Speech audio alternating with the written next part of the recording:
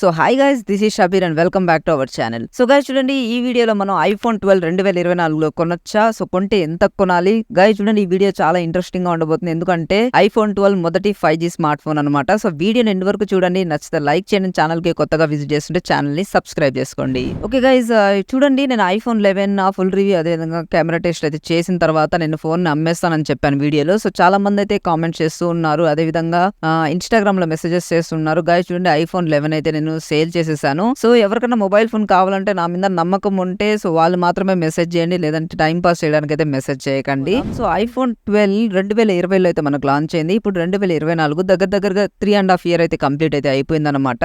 So 3.5 year తర్వాత design and build quality and form factor ఏ విధంగా ఉన్నాయంటే, సో గైస్ చూడండి, డిజైన్ వచ్చేసరికి front and back glass panel తో అయితే వస్తుంది అనమాట. అదే విధంగా అల్యూమినియం ఫ్రేమ్ తో అయితే వస్తుంది.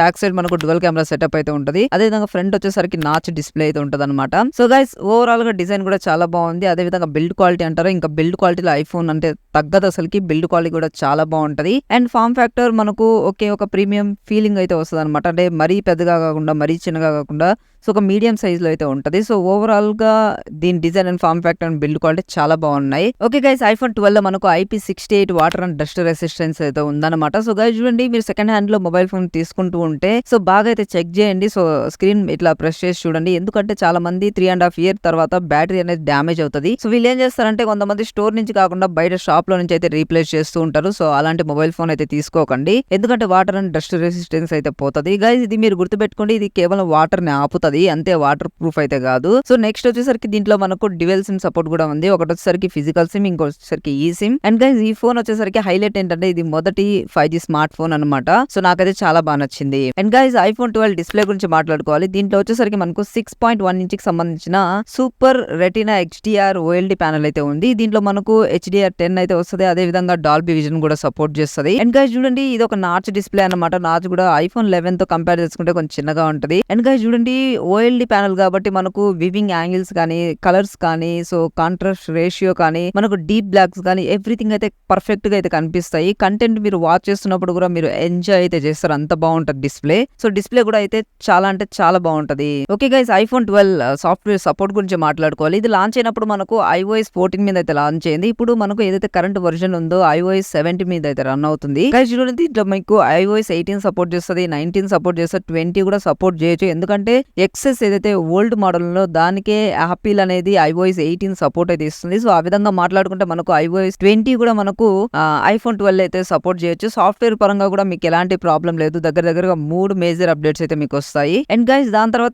పర్ఫార్మెన్స్ గురించి మాట్లాడుకున్నట్లయితే దీంట్లో మనకు 4GB ర్యామ్ ఉంటది. అదే విధంగా యాపిల్ A14 బయోనిక్ చిప్ అయితే ఉంటది. ఇది ఒక 5nm మీద బిల్డ్ అయిన ప్రాసెసర్. అదే విధంగా దీంట్లో 4 core GPUs అయితే ఉంటాయి అనమాట. సో గైస్ చూడండి, మీరు ఎంత హెవీ గేమ్స్ ఆడినా లేదంటే డైలీ యూస్ చేసినా అదే విధంగా మల్టీ టాస్కింగ్ చేసినా మీకు ఎక్కడ ఎలాంటి ఇష్యూస్ అయితే రావు. లాగ్స్ కానీ లేదంటే ఫ్రేమ్ డ్రాప్స్ కానీ ఇవి ఎక్కడ మీకు కనిపించవు గైస్. సో పర్ఫార్మెన్స్ విషయంలో కూడా చాలా అంటే చాలా బాగుంటది. అండ్ గైస్ దాని తర్వాత దీని కెమెరాస్ గురించి మాట్లాడుకున్నట్లయితే మనకు బ్యాక్ సైడ్ వచ్చేసరికి డ్యువల్ కెమెరా సెటప్ అయితే ఉందన్నమాట. సో మెయిన్ సెన్సార్ వచ్చేసరికి 12 మెగాపిక్సెల్ 1.6 అపర్చర్ తో వస్తుంది అనమాట. దీంట్లో ఆప్టికల్ ఇమేజ్ స్టెబిలైజేషన్ కూడా ఉంది. సో సెకండరీ కెమెరా గురించి మాట్లాడుకున్నట్లయితే ఇది ఒక అల్ట్రా వైడ్ కెమెరా అనమాట. ఇది కూడా మనకు 12 మెగాపిక్సెల్ గైస్ చూడండి, దీంట్లో ఎలాంటి ఆప్టికల్ ఇమేజ్ స్టెబిలైజేషన్ లేదు. బట్ గైస్ చూడండి, మీకు రెండు కెమెరాస్ అనేటివి చాలా మంచిగా పర్ఫామ్ చేస్తాయి. అండ్ రెండు కెమెరాస్ ని మీరు యూజ్ చేసి 4K 60 FPS వరకు అయితే రికార్డ్ చేయొచ్చు. గైస్ 4K లో మీకు కెమెరా స్విచ్ అవడానికి అయితే ఉండదన్నమాట. అదే మీరు 1080p లో రికార్డ్ చేసినప్పుడు కెమెరా అనేది స్విచ్ అవ్వచ్చు. ఇకపోతే మన ఫ్రంట్ కెమెరా గురించి మాట్లాడుకున్నట్లయితే దీంట్లో మనకు 12 మెగాపిక్సెల్ సంబంధించిన